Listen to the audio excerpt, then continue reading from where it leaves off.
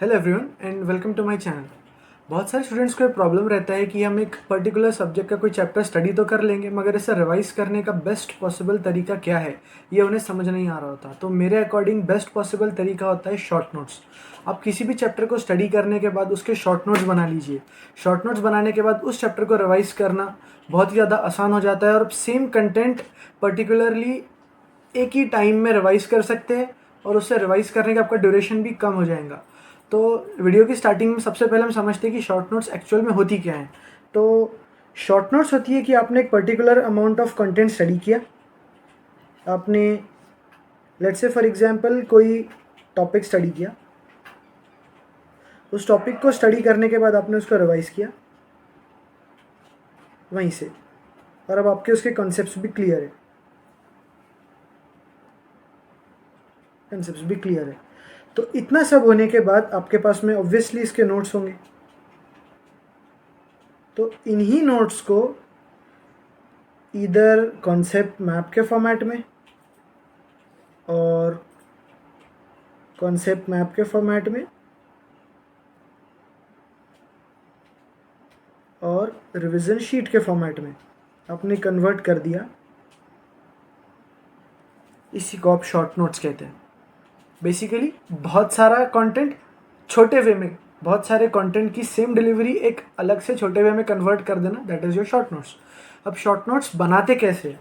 तो short notes बनाते कैसे ये समझने से पहले हम ये समझेंगे कि आपको शॉर्ट नोट्स बनाने कब है, when to make short notes.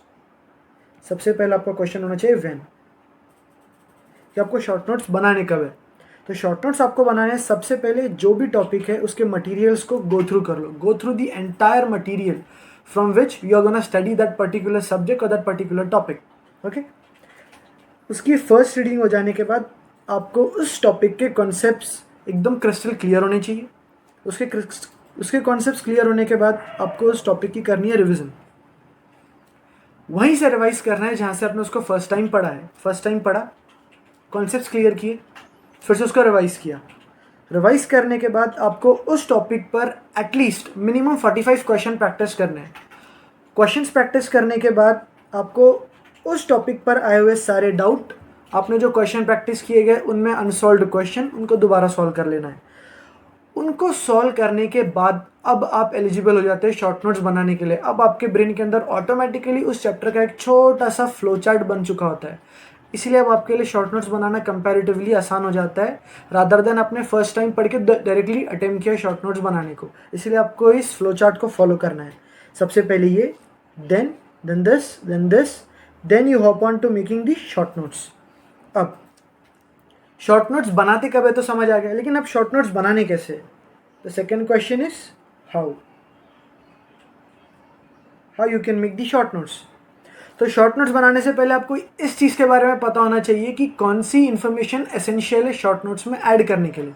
ठीक है, आप जब एक चैप्टर को स्टडी करोगे और उस पर बेस्ड क्वेश्चन सॉल्व कर लोगे तो आपको समझ में आ जाएगा कि किस टॉपिक से क्वेश्चंस आ रहे हैं, किस टॉपिक से क्वेश्चंस नहीं आ रहे, और कौन से ऐसे टॉपिक है जिनसे मैक्सिमम क्वेश्चंस आ रहे हैं। लेट्स से फॉर एग्जांपल एक टॉपिक आपने पढ़ा, उसको में 4 पेजेस है, लेकिन 90% ऑफ द क्वेश्चन किसी 2 ही पेजेस की इन्फॉर्मेशन से आ रहे हैं। तो वो 2 पेज की जो इन्फॉर्मेशन हो गई वो आपके शॉर्ट नोट्स का 99% कंटेंट बनाएंगी, और जो बची हुई इन्फॉर्मेशन है उसको आपको जस्ट एक समरी फॉर्मेट में या एक कॉन्सेप्ट मैप के फॉर्मेट में ऐड कर देना है, और उसको इतना ज़्यादा फोकस नहीं देना है। आपको सबसे पहले फोकस देना है उस इन्फॉर्मेशन पर जिससे 95% क्वेश्चन आ रहे हैं। ठीक है, तो आपका अगला स्टेप क्या होगा? Which kind information is essential for solving question. अब उस इन्फॉर्मेशन को आपको कन्वर्ट करना है इधर फ्लो चार्ट में, इधर टेबल्स के फॉर्मेट में, या इधर डायग्राम के फॉर्मेट में। ठीक है, तो इस तरह से आपको शॉर्ट नोट्स का हाउ क्लियर करना है अपना, कि आपको इस तरह से शॉर्ट नोट्स बनानी है। ठीक है, अब और डिटेल में हम लोग समझेंगे आगे। इसका एक बेस्ट एग्जांपल मेरे पास में यहाँ पर है। ये आपकी थ्योरी, ये रही आपकी थ्योरी, इसको समराइज्ड फॉर्मेट में कन्वर्ट किया गया। इसके अंदर आप देख सकते हैं ये एग्जाम्पल है रेगुलेशन ऑफ किडनी का। बायोलॉजी के स्टूडेंट्स इसको ज़्यादा अच्छे से रिलेट कर पाएंगे। एनसीईआरटी का एग्जाम्पल है रेगुलेशन ऑफ किडनी फंक्शन। इसके अंदर बताया गया कि आपकी किडनी की जो फंक्शन है वो किस तरह से डिफरेंट हॉर्मोन्स की को रेगुलेटेड एक्टिविटी के ऊपर डिपेंड करते हैं। अब इसको समझने के लिए आपको यहाँ से लेके यहाँ तक पूरा पैराग्राफ रीड करना है। आपको रीड करने पर कुछ समझ आएगा, कुछ नहीं आएगा, जो नहीं आएगा उसके लिए आपको दोबारा से रीड करना है। लेकिन वहीं पर अगर आप ये फ्लो चार्ट को देखें, इसके अंदर आपको बहुत ही इजीली कंसाइज वे में समझ आ रहा है कि इसमें क्या लिखा हुआ है, किस प्रोसेस के बाद में कौन सी प्रोसेस हो रही है, कौन सा हार्मोन किस जगह पर एक्ट कर रहा है, और एक कैस्केड मैकेनिज्म के अंदर कौन सी प्रोसेस एंड होने के बाद में कौन सी नेक्स्ट प्रोसेस स्टार्ट हो रही है। इसीलिए आपको ये बहुत ज़्यादा हेल्प करने वाला है रिवाइज करने में। तो इस तरह से आप थ्योरी को समराइज फॉर्मेट में कन्वर्ट कर सकते हैं। तो ये तो क्या हमारा एक स्टेप। इसी का एक और एग्जाम्पल आप देख सकते हैं बायोमोलिक्यूल्स नामक चैप्टर से, जो कि 11th स्टैंडर्ड में एक चैप्टर आता है बायोमोलिक्यूल्स, 11th स्टैंडर्ड NCERT। उसी के अंदर आपको फर्स्ट या सेकंड पेज पर ही ये इन्फॉर्मेशन देखने को मिलेंगी। उसी को एक फ्लो चार्ट फॉर्मेट में कन्वर्ट कर दिया है। यहाँ पर मैं PDF अपने टेलीग्राम चैनल पे शेयर कर दूँ, वहाँ पर आप शांति से बैठ के देख सकते हैं किस तरह से मैंने ये पूरी इन्फॉर्मेशन एक PDF फॉर्मेट में कन्वर्ट, एक फ्लो चार्ट फॉर्मेट में कन्वर्ट कर दिया। ठीक है, अब आगे बढ़ने से पहले आपको एक और चीज़ क्लियर होनी चाहिए। मान लीजिए आपने ये इतना कंटेंट स्टडी किया, मान लीजिए कोई भी एक टॉपिक है, मान लीजिए टॉपिक XYZ, ठीक है, उसमें इस तरह से कंटेंट लिखा हुआ, this is your written content. अब आप इसे कन्वर्ट करना चाहते हैं फ्लो चार्ट में, फ्लो चार्ट में। ओके, तो फ्लो चार्ट बनाते टाइम पे आपको एक चीज़ ध्यान में रखनी है कि फ्लो चार्ट का सीक्वेंस इज़ वेरी इंपॉर्टेंट। आपने यहाँ पर जो इन्फॉर्मेशन की हेडिंग थी वो डाल दी, इसके अंदर इन्फॉर्मेशन की हेडिंग डाल दी, उसके बाद अब आप बना रहे हैं फ्लो चार्ट। तो फ्लो चार्ट के अंदर आप रैंडमली इन्फॉर्मेशन फिल आउट ना करें। एक तरीका है, उस तरीके से ही फिल करें। जैसे कि आपने जो पैराग्राफ रीड किया, इस पैराग्राफ के अंदर मान लीजिए यहाँ पर कुछ इन्फॉर्मेशन आपको मिली, उसके बाद आपको यहाँ पर कुछ इन्फॉर्मेशन मिली, फिर यहाँ पर कुछ मिली, यहाँ पर कुछ मिली। ठीक है, तो इसको हम नाम दे देते हैं information 1, information point 2, information point 3, information point 4। तो आप रैंडमली इस तरह मत लिखिए इन्फॉर्मेशन पॉइंट 1 यहाँ लिख दिया, 2 यहाँ लिख दिया, 3 यहाँ लिख दिया, 4 यहाँ लिख दिया। नहीं, आपको ऐसे करना है इन्फॉर्मेशन 1 का पॉइंट यहाँ, 2 यहाँ, 3 यहाँ, 4 यहाँ। इंग्लिश हम लेफ्ट टू राइट लिखते हैं, आपको इन्फॉर्मेशन भी लेफ्ट टू राइट फिल करनी है। अब इससे फ़ायदा आपको ये होगा कि जब आप उस फ्लो चार्ट को उस पैराग्राफ से कंपेयर करेंगे तो आपको बहुत इजीली समझ आ जाएगा कि कौन सा पॉइंट पहले आता है, कौन सा पॉइंट बाद में आता है, और आपको दोनों को कंपेयर करने में एक्सट्रीमली ईज होगा। ठीक है, तो ये चीज़ को आपको ध्यान रखना है। अगला पॉइंट जो आपको हर किसी को ध्यान में रखना है वो ये कि अगर आप स्पेसिफिकली शॉर्ट नोट्स फिजिक्स या फिजिकल केमिस्ट्री के बना रहे हो, फिजिक्स या फिजिकल केमिस्ट्री, इसके अंदर आपको फॉर्मूलेज वगैरह देखने को मिलते हैं और न्यूमेरिकल्स सॉल्व करने होते हैं। तो अगर आप शॉर्ट नोट्स फिजिक्स या फिजिकल केमिस्ट्री के बना रहे हो तो कुछ जगह पर डेरिवेशंस ऐड करना इंपॉर्टेंट हो जाता है। सारे डेरिवेशंस नहीं बोलूँगा, कुछ डेरिवेशंस जो है ऐड करना इंपॉर्टेंट हो जाते हैं। एक बहुत ही रफ एग्जांपल लेके समझाता हूँ, बहुत ही रफ एग्जांपल। ठीक है, इसको दिल पर नहीं लेना। ठीक है, आपने ओम्स लॉ सभी ने पढ़ा होगा, that is V equals to IR, the simple format of Ohm's law. ठीक है, सभी ने पढ़ा है, that is V is equals your IR। अब और एक और फॉर्मूला सभी को पता है कि power is equals to V into I। अब आपको पावर का फॉर्मूला जो है वो रेजिस्टेंस के टर्म में चाहिए, तो आपको पता है V इंटू IR होता है, तो V की जगह आपने पुट कर दिया I इंटू R, यहाँ तो I था ही, तो ये बन जाएगा I स्क्वायर R। ये एक फॉर्मूला हो गया। अब पावर का एक और फॉर्मूला बनाया जा सकता है, आप I को वोल्टेज के टर्म में एक्सप्रेस कर सकते हैं, V बाई I। फिर से कर दीजिए V बाई I, तो ये क्या बन जाएगा V स्क्वायर बाई R। ठीक है, अब अगर आप डायरेक्टली फॉर्मूला अपने नोट्स में इसे डाल देंगे, that V is equals to IR, आपने ये डाल दिया, P equals to I square R ये डाल दिया, P equals to V square by R ये ऐड कर दिया। आपने डायरेक्टली शॉर्ट नोट्स में से ऐसे ऐड कर दिया। ठीक है, कोई प्रॉब्लम नहीं है। लेकिन अगर आप इसे इस सीक्वेंस में ऐसे ऐड करें जैसे मैंने ऐड किया है, तो इनकेस आप एग्जामिनेशन सेंटर पे अपना पेपर सॉल्व करते टाइम पे अगर फॉर्मूला भूल भी जाए तो आप with in a flash of light आप इसे फट करके निकाल सकते हैं, आपको कोई प्रॉब्लम नहीं होगी निकालने में। लेकिन अगर आपने डायरेक्टली ऐसे ही लिख दिया और आपको तरीका पता नहीं है कि किस तरह से निकालना है, हो गया फिर। तो आपको फिजिक्स और फिजिकल केमिस्ट्री के शॉर्ट नोट्स बनाते टाइम पे खास करके ध्यान रखना है कि आप अपने शॉर्ट नोट्स के अंदर जहाँ ज़रूरी हो वहाँ डेरिवेशंस भी ऐड करें। दूसरा, फॉर्मूले लिखने के बाद फॉर्मूले को एक डब्बे में डाल दें। इससे क्या होगा कि आपकी शॉर्ट नोट्स के अंदर जो भी इन्फॉर्मेशन होगी उसके अंदर से आपको फॉर्मूले ईजिली दिख जाएंगे, और जो चीज़ हमें ईजिली दिखती है वो ईजिली याद भी रहती है। तो इसीलिए उसके अंदर एक बॉक्स बनाना सारे फॉर्मूलाज के ऊपर, दैट इज़ वेरी एसेंशियल। उसके बाद में हर एक फॉर्मूला अगर जो आप नोट कर रहे हो अपने शॉर्ट नोट्स के अंदर, उसके अंदर जो भी वेरिएबल्स है उन वेरिएबल्स, वो एक पर्टिकुलर वेरिएबल किसके करस्पॉन्डिंग आपने लिखा है वो लिखना बहुत ज़्यादा ज़रूरी है। जैसे कि एक एग्जांपल यहाँ पे मैंने दिया है, फोर्स कूलम्स लॉ का फॉर्मूला जो है F is equals to K Q1 Q2 by R square. इसके अंदर F का डिनोट करता है force, Q1 Q2 are charges and R is the distance between those respective charges. इस तरह आपको लिखना ज़रूरी है। अब यहाँ पर K, ये K क्या है? तो K is 1/4 pi epsilon not and your epsilon not represent this quantity. तो आपको ऐसा लिखना ज़रूरी है। जहाँ पर भी आपके शॉर्ट नोट के अंदर कांस्टेंट आए, उन कांस्टेंट की पूरी value along with their units, ये लिखना ज़रूरी है। क्योंकि आपको पेपर में क्वेश्चन आ सकता है इनकी वैल्यू पर बेस, इनके डायमेंशन पे बेस। तो अगर आपको इनकी वैल्यूज़ के साथ में अगर इनकी यूनिट याद होगी, आप डायमेंशन इजीली निकाल सकते हो। इसके बाद अब देखो, दो चीज़ को कंपेयर करो। ये फॉर्मूला लिखा है ऊपर, इसके नीचे ये फॉर्मूला जो है बॉक्स में मैंने डाल के लिखा है। आपको खुद समझ आ रहा होगा कि इतने एरिया में, इतने, ये तो नहीं दिखा होगा इधर का ड्रॉ करने पे, मैंने क्या ड्रॉ किया, इतने एरिया में आपको ये इन्फॉर्मेशन बहुत ही इजीली दिख रही होंगी। इसीलिए मैंने कहा कि बॉक्स बनाना बहुत ज़्यादा ज़रूरी है।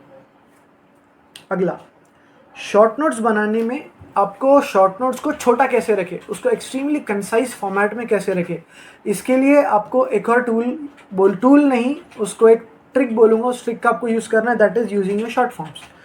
शॉर्ट फॉर्म्स मैं अपनी शॉर्ट नोट्स के अंदर पर्सनली बहुत ज़्यादा यूज़ करता हूँ, क्योंकि इससे क्या होता है, जहाँ आपको एक पेज लगने वाला है लिखने के लिए, वहाँ पे आपको 75% ऑफ पेज ही लगता है। ठीक है, तो शॉर्ट नोट्स कौन कौन से, तो मैंने यहाँ पर लिस्ट डाल दी कि विथ को आप इस तरह से लिख सकते हैं, विदाउट को इस तरह से, विच को ऐसे, according to, called as, known as, present, your presentation, then you can say this is A/B is your absent. और कोई भी अगर आपको ऐसा दिख जाए कि जैसे यहाँ पे दिया है क्वांटाइजेशन, तो क्वांटाइजेशन के अंदर आप ऐसे कर सकते हैं, क्वांटाइजेशन है तो आपने इसका 50% वर्ड लिख दिया, इसका बचा हुआ ION के लिए आपने पावर n डाल दी, इस तरह से कि मैथमेटिकल फॉर्मेट में बोलो तो x की पावर n, इस तरह से। तो क्वांटाइजेशन हो गया, रिप्रेजेंटेशन हो गया, जो भी ION से एंड होता है, आप उसको हाफ वर्ड लिख के उसके पावर में n डाल दो, तो आपकी इजीली वो वर्ड कंप्लीट हो जाएगा। और दो वर्ड और कि बिफोर को मैं पर्सनली ऐसे लिखता हूँ, जगह बचती है, टाइम बचता है, जल्दी होता है। फ्रॉम को ऐसे, फ्रॉम लिख दिया, है ना। तो ये मेरे खुद के पर्सनल बनाए हुए हैं, ये मैं पर्सनली ऐसा यूज़ करता हूँ। और कुछ वर्ड जो अगर आप एक पर्टिकुलर चैप्टर स्टडी कर रहे हो और उसी चैप्टर के शॉर्ट नोट्स के अंदर कोई एक वर्ड जो बार बार आ रहा है, आप नहीं लिखना चाहते, आप टाइम बचाना चाहते हो, तो आप छोटा सा साइड में इंडेक्स डाल सकते हो, जैसे मैं करता था पर्सनली। वो इंडेक्स क्या है कि फॉर एग्जांपल आपको क्रोमोसोम लिखना है, हैशटैग से रिप्रेजेंट कर देता था मैं कि मेरा chromosome, this hashtag refers to chromosome. अगर एक पैराग्राफ के मैंने लिखा है अपने शॉर्ट नोट्स के अंदर, तो जहाँ भी मुझे क्रोमोसोम लिखना है मैं हैशटैग ऐड कर दूंगा, मेरा टाइम बचेगा। देयरफॉर लिखना है तो देयरफॉर लिखना है, ऐसे ऐड कर दूंगा। सिंस लिखना है, मैथमेटिकल फॉर्मेट्स, प्रोपोर्शन के लिए ये, इन्वर्सली प्रोपोर्शनल के लिए ये। तो वैसे तो है सारे मैथमेटिकल फॉर्मेट्स, पर यूज़ किए जा सकते हैं हमारे शॉर्ट नोट्स के अंदर, हमें फ़ायदा हो रहा है, कोई ज़रूरत नहीं पूरा वर्ड लिखने की। अगर छोटे वर्ड से काम चल रहा है, गुड फॉर अस। और एक चीज़ कि जब आप फ्लो चार्ट्स बना रहे हो, अगर कोई शॉर्ट नोट है आप उसका फ्लो चार्ट बना रहे हो, उस फ्लो चार्ट बनाने में अगर कहीं पर कन्वर्जन है, किसी चीज़ का आप कन्वर्जन लिख रहे हो, तो उस कन्वर्जन को ऐसे एरो दिखाकर एरो के ऊपर ही लिख दो। जैसे यहाँ पर लिखा है एग्जाम्पल में कि जैसे मैंने यहाँ लिखा, right here in this way in for conversion, A to B convert हो रहा है तो किस तरह कन्वर्ट होगा, एरो के ऊपर लिख दो। कंडीशंस क्या है, एरो के ऊपर लिख दो। या फिर A कोई एक चीज़ है, B एक कोई चीज़ है, दोनों एक दूसरे से किस तरह से कोरिलेटेड है, ये आपको लिखने के लिए स्पेशल पैरा बनाने की ज़रूरत नहीं, एरो खींच दो, लाइन खींच दो, सिमिलर का साइन डाल दो, उस एरो के ऊपर, लाइन के ऊपर लिख दो। Best way for the representation. इसका एक एग्जाम्पल ऊपर भी मैं आपको दिखा देता हूँ। ये देखिए, जैसे मैंने यहाँ पर लिखा है कि ये जो लिविंग टिश्यू है इसकी थिक स्लरी बना दी। Slurry refers to a kind of paste. तो मॉर्टल और पेसल से मैंने पीस कर थिक स्लरी बना दी कोई भी पीस की। तो मैंने किस तरह से बनाई वो मैंने इसके ऊपर लिख दिया, in the presence of trichloro acetic acid CCl3COOH। ठीक है, इस तरह से मैंने इसके ऊपर लिख दिया। तो आप इससे बहुत ज़्यादा, जो बायोलॉजी के स्टूडेंट्स हैं वो बहुत ज़्यादा रिलेट कर पाएंगे उससे। अगला हमारे पास में पॉइंट आता है कि यूजेज ऑफ डायग्राम्स।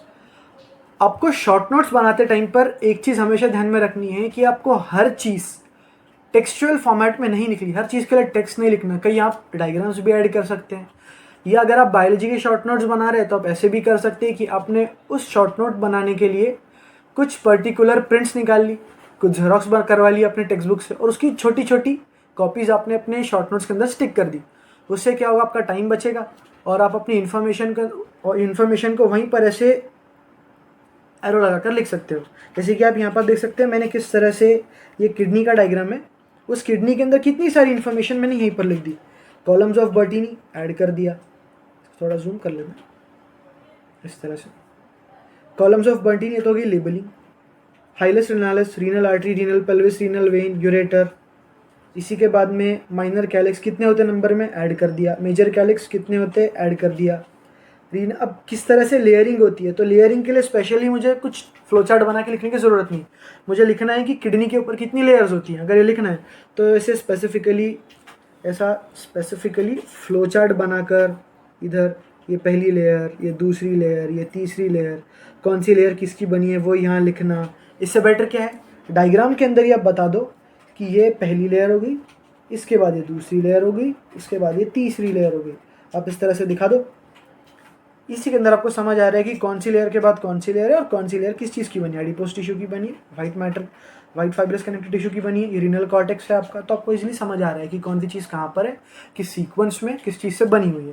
ठीक है, एक और शॉर्ट फॉर्म मैं यहाँ पर बताना चाहूँगा जो मैंने यहाँ पर ऐड नहीं किया है, जो कि मैं यूज़ करता हूँ, दैट इज़ योर M/U/O। काफ़ी लोग यूज़ करते हैं।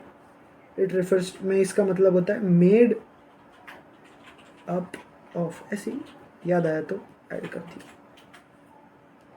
Made up of.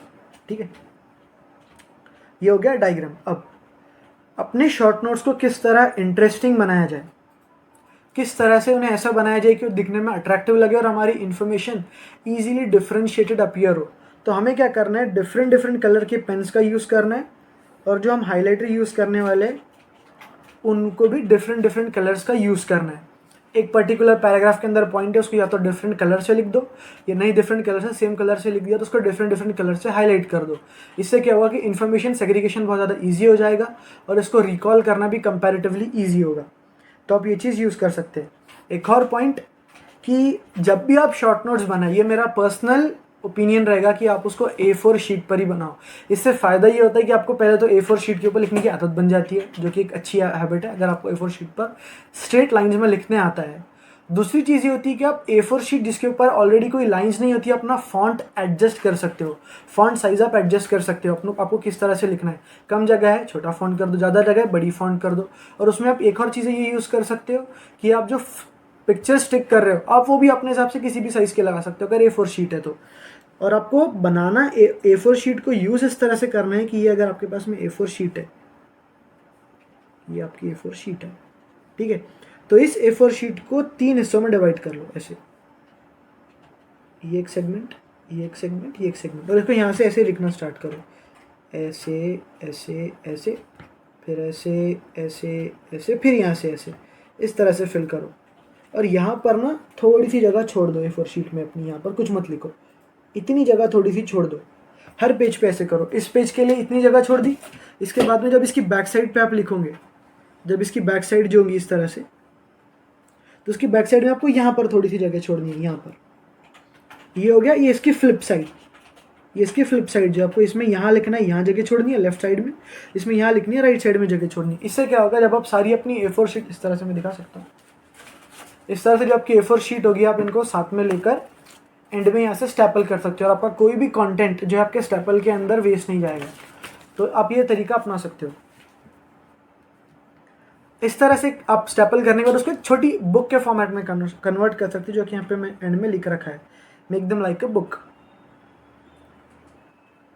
अब एक और चीज़, बहुत सारे लोग क्या करते हैं अपनी शॉर्ट नोट्स के अंदर, अगर वो किसी न्यूमेरिकल बेस्ड सब्जेक्ट की शॉर्ट नोट्स है जैसे कि फिजिक्स और फिजिकल केमिस्ट्री, तो उसके अंदर वो लोग क्या करते हैं कि क्वेश्चंस ऐड कर देते हैं अपनी शॉर्ट नोट्स के अंदर।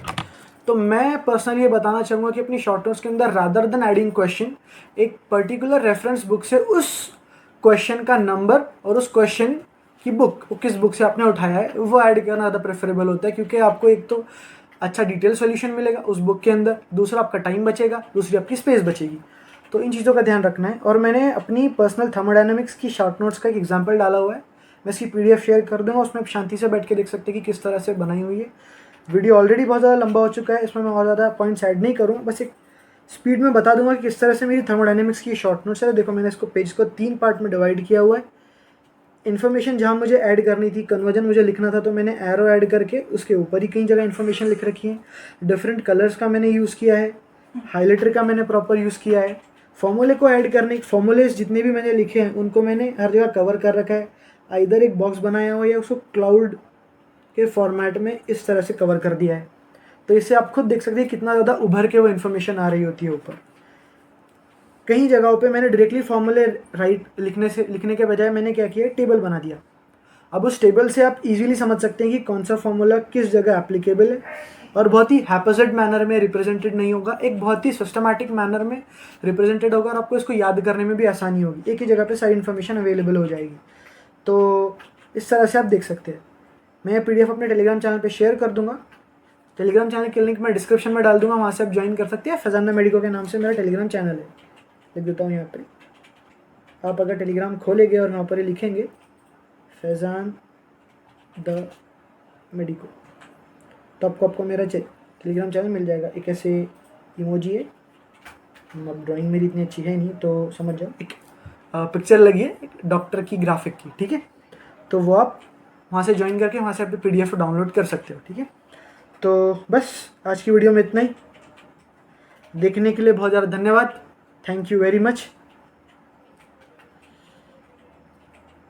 और जो लोग PDF डाउनलोड करना चाहते हैं टेलीग्राम से डाउनलोड कर सकते हैं, और जो लोग मुझे इंस्टाग्राम पे ज्वाइन करना चाहते हैं, मेरा इंस्टाग्राम हैंडल भी सेम इसी नाम से Faizan_the_medico,